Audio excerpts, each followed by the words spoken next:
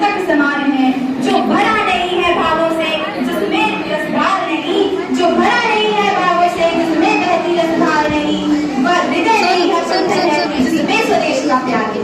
जय गुरुदेव आदरणीय प्रधानाचार्य महोदय, शिक्षक गण, विधायक मंडल एवं मेरे सभी प्रिय मित्रों, मैं श्री मिश्रा कक्षा 12वीं की छात्रा आज आप सभी के समक्ष दिए गए विषय कि क्या हिंदी भाषा को राष्ट्रभाषा घोषित कर देनी चाहिए के पक्ष में अपने विचार प्रस्तुत करने हेतु यहाँ उपस्थित हूँ।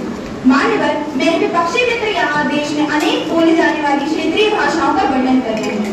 मैं इस संदर्भ में उनसे यह कहना चाहूंगी कि हिंदी भाषा एक ऐसी भाषा है जो भारतवर्ष की 50% जनसंख्या द्वारा बोली जाती है। किसी देश की अधिकतम बोली जाने वाली भाषा को राष्ट्रभाषा कहा जाता है। मान्यवर हमारे भारतीय संविधान के अनुच्छेद 343 में राष्ट्रभाषा से संभावित प्रावधान दिए गए हैं, जिसमें अनुच्छेद 343(1) में कहा गया है कि हिंदी हमारी राष्ट्रभाषा होगी जिसे देवनागरी लिपि में लिखा जाएगा।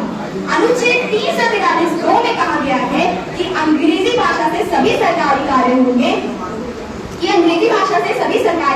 जब तक कि संसद इसकी कोई अन्य व्यवस्था नहीं कर देता। इसके अतिरिक्त अनुच्छेद 351 में कहा गया है कि सरकार हिंदी भाषा के प्रचार और विकास के लिए कार्यक्रम चलाएगी जिससे राष्ट्रीय एकता में भी मदद मिलेगी। इस प्रकार से हमारे भारतीय संविधान में हिंदी भाषा को राष्ट्रभाषा के रूप में अनुमोदित किया गया था, परंतु दुर्भाग्य की बात तो यह है कि हम हिंदी को राजभाषा की गद्दी पर बैठा कर भी उसे राष्ट्रभाषा बनाने में आज तक सफल नहीं हो पाए हैं। स्वतंत्रता संग्राम के समय हिंदी केवल गांधी सुभाष बोस की स्वतंत्रता संग्राम के समय हिंदी केवल बोस गांधी की भाषा नहीं आम आदमी की भी भाषा थी, परंतु 1920 के बाद सांप्रदायिकता की एक ऐसी लहर आई जो भारतवासियों को हिंदू और मुस्लिमों में बांटती चली। मान्यवर अनेकता में एकता हमारी पहचान है।